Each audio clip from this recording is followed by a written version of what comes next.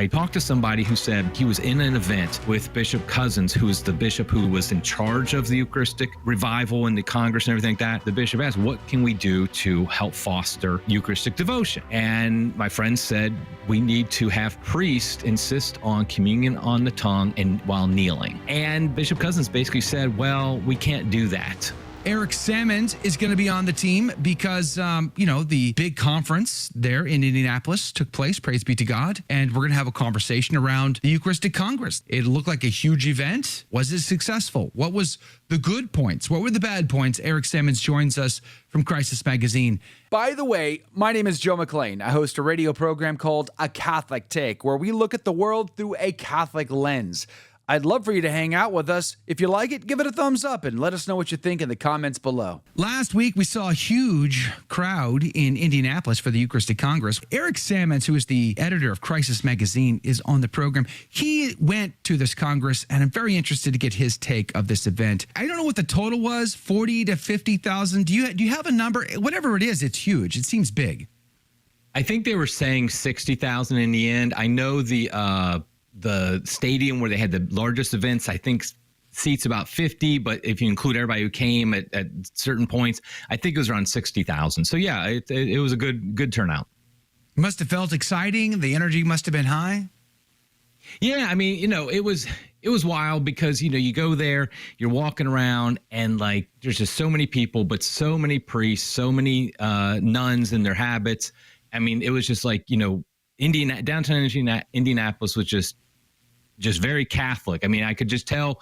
I saw lots of people when I was walking around town, just regular people, Indianapolis people who would kept turning their head looking at all the sisters who walked by and the priests and things like that. So yeah, I did remind me a bit of World Youth Day Denver 1993, which I also attended that. Just the idea that you just bump into a bishop or a priest or a religious everywhere you turn. So what were your impressions then? I mean, did you think that this was a good event, a great event, a fruitful event? I mean, what were your thoughts? I think it was a very typical event for the American church, and that means it had good things, it had bad things. And there was good. I mean, there's no question. Eucharistic adoration is always perpetual Eucharistic adoration there. That is always a good. It had a humongous Eucharistic procession, which was great. There was two TLMs celebrated there. There was some Eastern Divine Liturgy celebrated there. So all those things are good. Obviously, all the people who go there sincerely loving Jesus, that's a very good thing.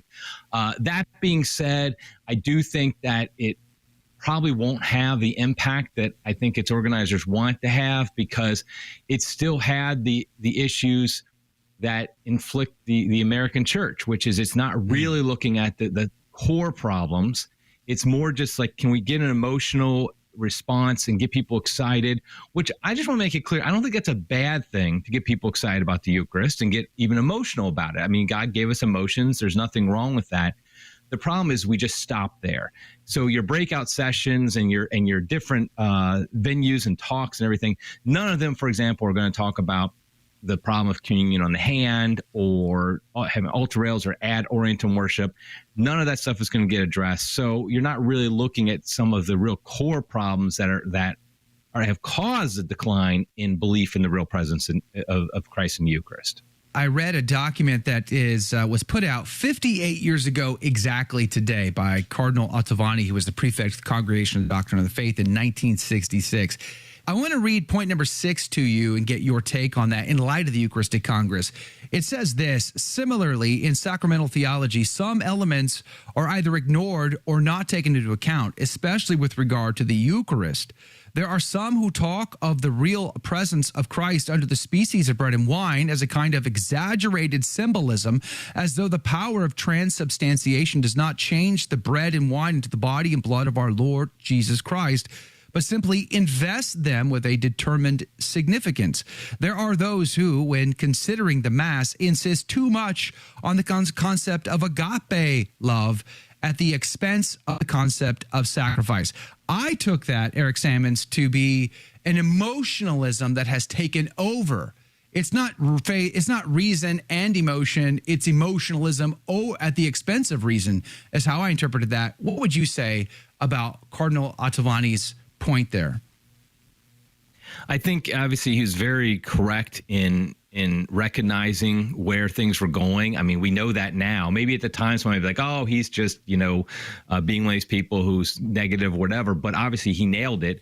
And I do think there is that problem of an emotionalism. I think what happens is that our bishops and our Catholic leaders, when they see a problem like the fact that most Catholics don't believe in the real presence of Christ in Eucharist, don't believe in transubstantiation, they just say, okay, what we're going to do is we're going to get them emotionally excited about the Eucharist. We're going to talk to them and tell them why they need to believe in the Eucharist.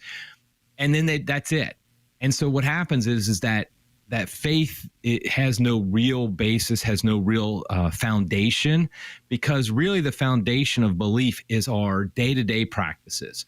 The boring stuff in one sense of just, okay, when you go to Mass on Sunday, how do you experience your reception of Holy Communion, the Holy Sacrifice of the Mass? If it's in a bland church with bland homily, bland music, bland artwork, tons of Eucharistic ministers handing out communion like a Pez dispenser, most people receiving on the hand, that's going to have a great impact on you subconsciously, that you're just going to naturally start seeing the Eucharist as nothing really significant, nothing beyond just this is a ritual that we just have to do. And it's not like it's your fault either. It's a natural thing because of the surroundings. That's why, in fact, over 2,000 years, the Church has developed all these different aspects of the liturgy surrounding the Mass liturgy. You see that in East and West. I mean, go to a Eastern Divine Liturgy.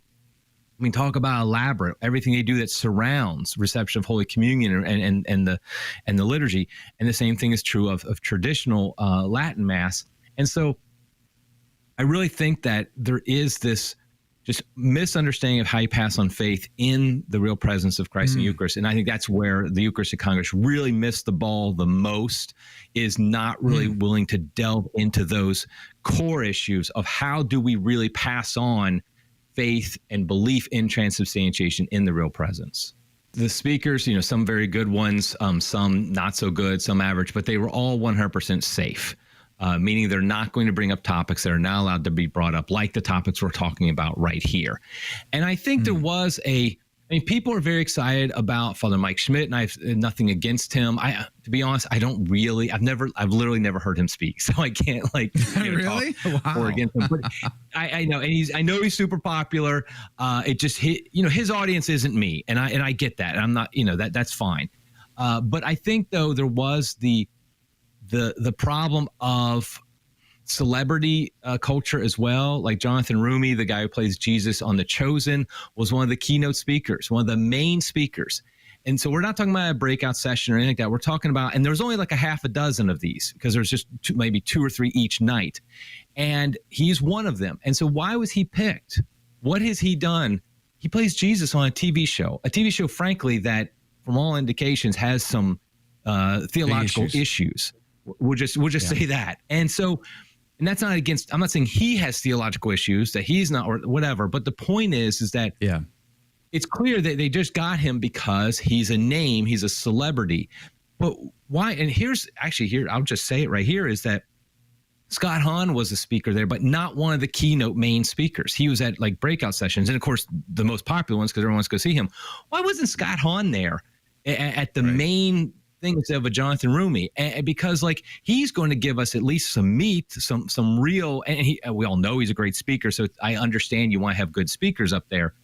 So I just thought that buys into the celebrity culture.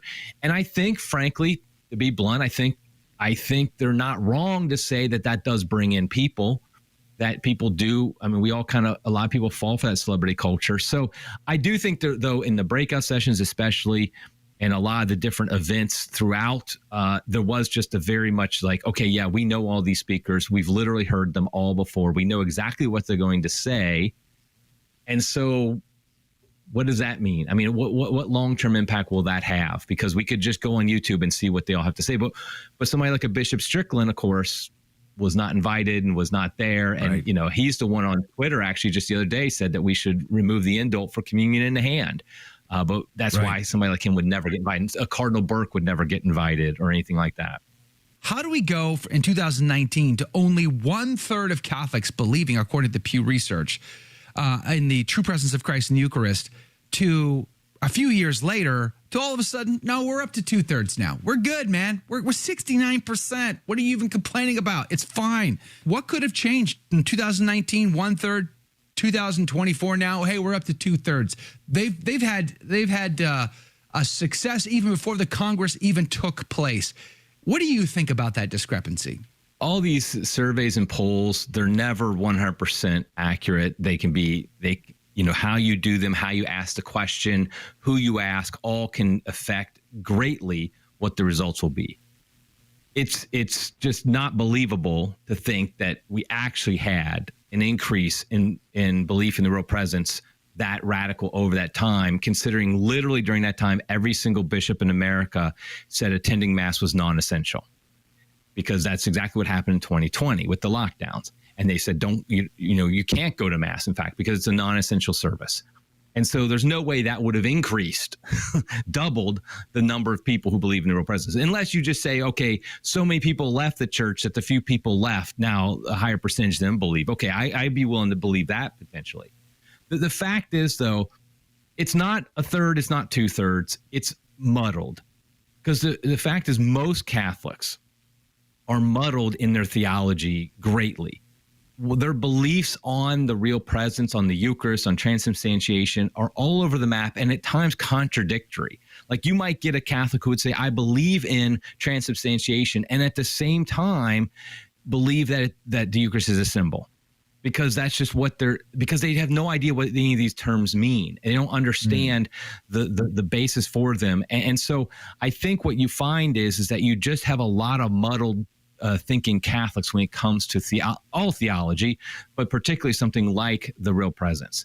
And so the question becomes, the most important question is, okay, what do they do? What is their beliefs? How do they come to action? We already know that, like, really 10%, maybe less of Catholics actually attend Mass every Sunday.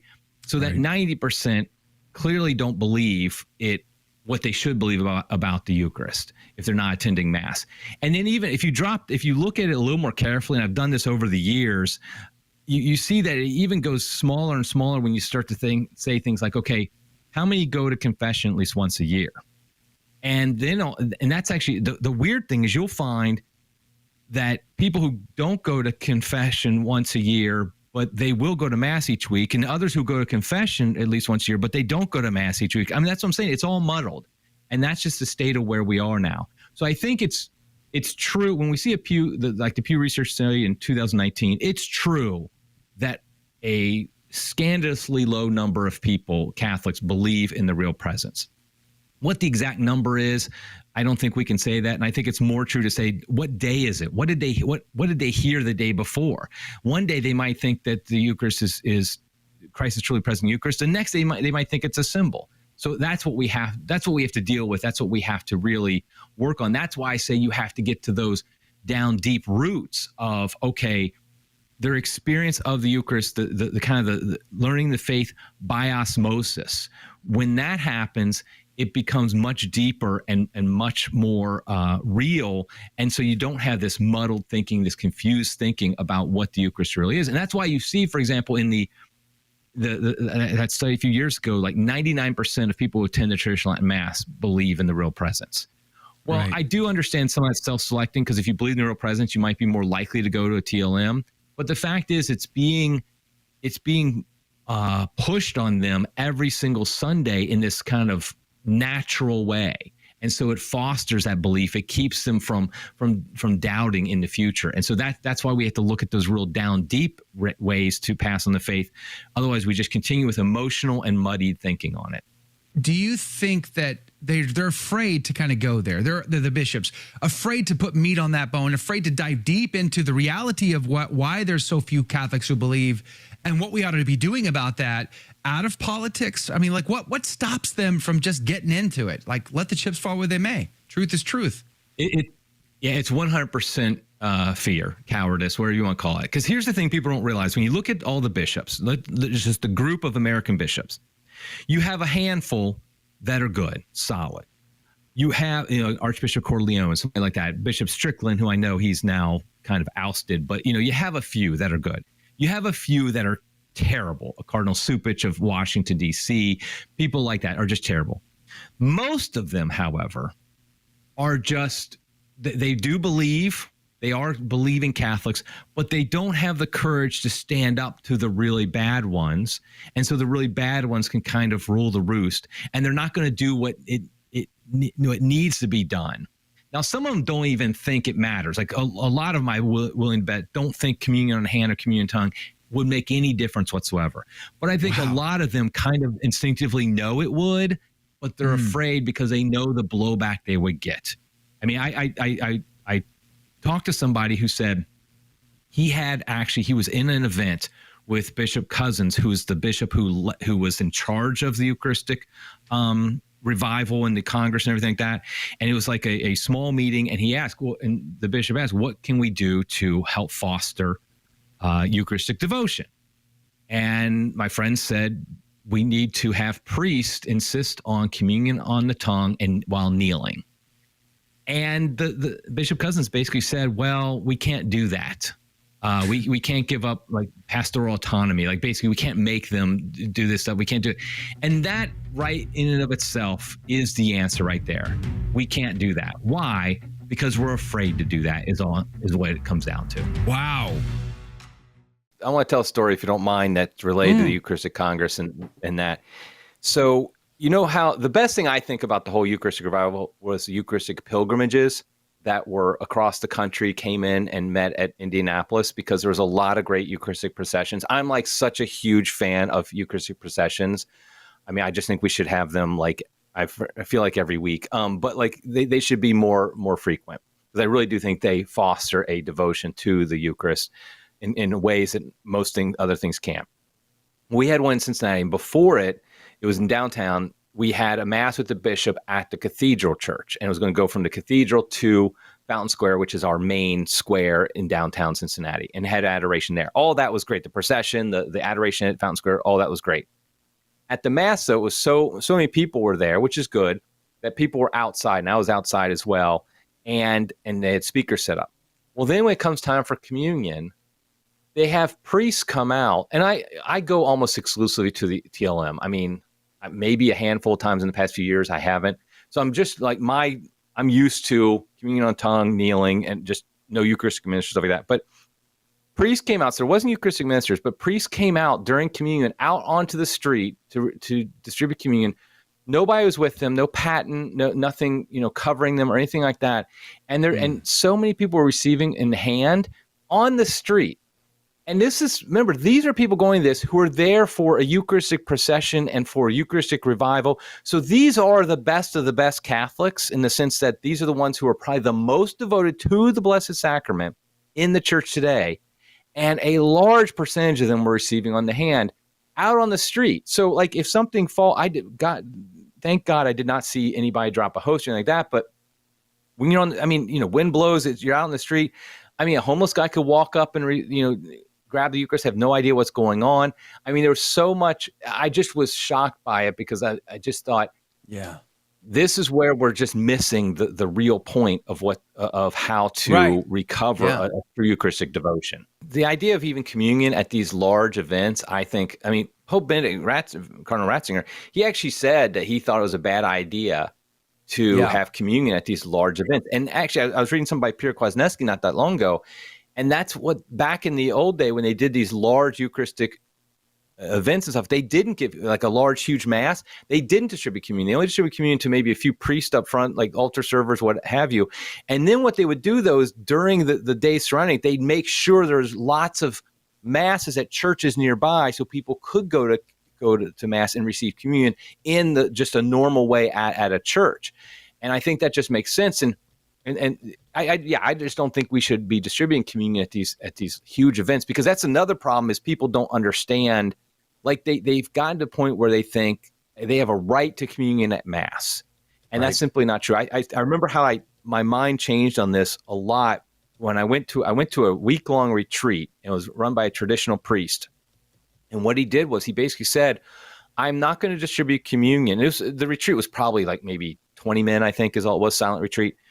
And I'm not going to distribute communion the first 2 days, on Monday and Tuesday. Started on Sunday, ended on Friday, on Monday and Tuesday. And the reason for that is because it was a nation type retreat. We're going to focus on our sins. We're going to focus on, the things we've done wrong. And I understand a lot of people have the practice of receiving communion daily, but you need to he wanted people to really focus those first 2 days on basically life without Jesus, what it would be like how all our sins, that basically is us trying to live without Jesus. And then we did a confession on Tuesday evening, and you could do a general confession, which I did. And then the next morning at Mass, then we could receive communion. And that communion was extremely powerful for me. Yeah, and I'll be the first to say there was emotions involved in it. But the point is that the deprivation of going to Mass and not receiving communion then made it so when I went to communion, it was very powerful. And so I've actually made that somewhat of a practice at times, that I don't, if I'm a day of fast or something like that and I go to Mass, I won't receive communion, because it's like, okay, there's a deprivation there that when I do receive. And I think that's something that we've got, and that gives a casual attitude when everybody just receives communion at every single Mass, a casual attitude of it. And I think there's things we can do to foster devotion, like what that priest did at that retreat. I'm not one who acts like the church before Vatican II or in like the 40s or 30s was the perfect time or anything like that. However, I will say Eucharistic practice, I do think, was somewhat of at the right spot in that time frame, because before Pope Pius X, and for centuries before that, there really was this sense of you just never receive communion hardly. You receive it maybe once. Basically, that's why they have the rule that you have to receive it once a year. You just never receive it. And that's not obviously a good thing. That's not good. Today, of course, we're at the point where everybody receives all the time, no matter what. Well, what happened was Pope Pius X really encouraged frequent communion. But what people did was they realized, okay, we have to go to confession then before we receive communion. So the lines for confession on Saturday evenings were super long, because they knew they were going to receive communion the next day. That's kind of that balance that I think is the ideal. Not we never receive communion, but also not we have communion lines that stretch out down the corner, down the street corner, but we have no line for confession, which is what often happens in many parishes today. So that I think that idea of really understanding the connection between confession and communion, I think is a very important thing for Catholics to recover. And I think that would develop a Eucharistic devotion, because if you felt like I need to go to confession before I go to communion, well, then you're not going to treat communion like it's just a meal. It's just a something else you eat, or just some kind of symbolic thing. You're going to treat it like, wow, this is a big deal. I have to go to confession before I receive this. That's a big deal. So I think that's kind of the balance I think we should try to return to. We had it for a little while, but then we lost it. What are your thoughts of the extraordinary ministers of Holy Communion, Eric? I mean, obviously they should be abolished. God bless Genius for recognizing on our own. And I agree with you completely. I mean, at my first communion, so Easter Vigil, 1993, I received the host from the priest, but I received the chalice from the woman who would eventually be my wife. So, oh, wow. I mean, we all, yeah. So, and I thought it was cool at the time. But, now, both my wife and I, we don't think it's cool. I'll just put it that way. But so the point is like, I get it. Like we grow up with it. We think it's normal, but clearly the quote unquote extraordinary ministers, which are not extraordinary at all, anymore. I think it just was a horrific mistake, because again, anything there's a reason the church developed all these different things around reception of Holy Communion and the Holy Sacrifice of the Mass, because in her wisdom, the church realized that we're humans. We have intellects, we have emotions, we have just ways we do things, and habits form based upon different what we see and what we do, and we have five senses, and so all these things matter. And so when we see just a bunch of usually older women who go up and your army that goes up and distributing communion, as opposed to seeing a priest who will be the only one who touches the host, that makes an impact. It makes a subconscious impact. I mean, at our parish, we've grown so much. It's a TLM parish that often communion has taken 20 minutes at times because we only have the priest distribute.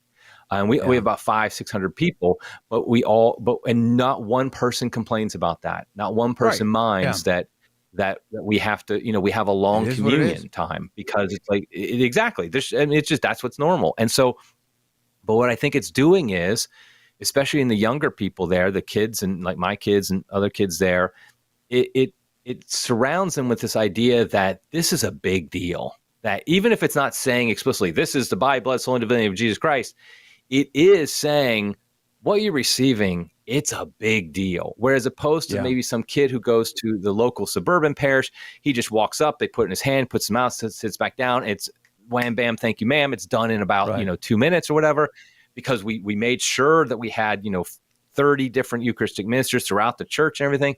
Well, then that has an impact. Wow. Remember during COVID when there were some parishes that would have the host in a consecrated host in like a bag, like a little Ziploc bag, and you could go and pick it up or something like. I remember at least one parish did that. Yeah. And it just, when we treat it like that, and there are definitely Catholics out there who think that somebody like you or me are weird to get so hung up about the crumbs and things like that. But like you said, our faith teaches us that is the Lord. Every single little crumb is the Lord. And we have to treat it like the Lord. And so when you just are kind of scooping up, why don't you just get the vacuum practically at this point, the way they're treating it? Right now, I'm looking at my audience. I have an eclectic audience. So we can all have opinions. We at least have to get to have the conversation about all of this. And there's people here that might not agree with me or Eric, and that's fine. You're welcome to express that opinion. I'm happy to have you here. But why aren't we allowed to do that at places like the Eucharistic Congress or the USCCB or in these listening sessions for the Synod? That is the most mind-boggling thing of all to me. We're not allowed. Aren't we adults? Can we not conversate about literally anything? Apparently not. Not anymore. Yeah, and it always kind of ends up favoring one side as well, because Cardinal Cupich was at the Eucharistic Congress and gave one of the sessions. Not the main one, but like a breakout session. But Cardinal Burke was not, and I'm sure he wouldn't have been allowed. So why is it that Cardinal Cupich, who has shown, frankly, a hatred of the Blessed Sacrament over the years, I mean, if you know all the stories about him, then you know this is true. And he's allowed to be at the Eucharistic Congress. Of course, he was talking about synodality. And that's a scandal in my mind. But Cardinal Burke, who has a deep love and reverence for the Blessed Sacrament, he's not allowed to be there. He's not invited because he might say things that are not allowed to be said. We're not allowed to have that conversation. I think you're absolutely right. That's the biggest issue. I'm realistic enough to know where we are as a church. We're not going to all of a sudden have a big trad, Eucharistic Congress, all the bishops, everything like that. I get that. But and I will say this though, we did infiltrate some because 1 Peter 5 was there, Mass of the Ages was there, and there was a lot of positive feedback from people who came to the booth. There's a great story Tim Flanders tells of a man walks up, looks like he's a priest, and Tim says hello to him, says hello, Father, and he looks at his name tag, realizes he's a bishop. He's like, "Oh, Your Excellency, thank you for stopping by." And he explains what 1 Peter 5, we're supporting traditional Catholicism, and I have this letter about the Latin Mass to bishops that was written. It's kind of like a letter, kind of defending the Latin Mass. It's a generic letter to the bishops, and so he said, "Would you be willing to take this?" And the bishop says, "Yes, I'd be happy to." And he goes, "And you have more support among us than you think." Oof. And we had that was great. Timothy Flanders on Monday, and he shared that story, and I love that story. Yeah, praise be to God. Yeah, I mean, that's it's a a great fantastic story. So, and Mass of the Ages had lots of seminarians coming up and priests coming up to their table, interested in taking the classes on how to learn to say the traditional Latin Mass. I mean, because even though they might not be allowed to publicly, they can always still say it privately, which I think that would have a great impact on their ministry, on their apostolate, if they did, celebrate the traditional Latin Mass privately, even if they weren't allowed to celebrate publicly. So, we did things we could, but we shouldn't have to use kind of almost infiltrating. It should be There should at least be some. And like I said, Archbishop Corleone having the mass was a big deal, but not in the convention hall. There was no talk allowed of communion on the hand and things like that. Did you like that video? It's okay. You can admit it. It's perfectly fine. Hey, we cover the big stories of our day, from inside the church to outside the church to all points in between, and we do it from a Catholic perspective. It's called A Catholic Take. It's a radio program Monday through Friday. We live stream it right here on this channel, by the way, so make sure to subscribe, like, and share. We would be very grateful to you. And don't forget, you're going to want to watch this video right here because you don't want to miss anything.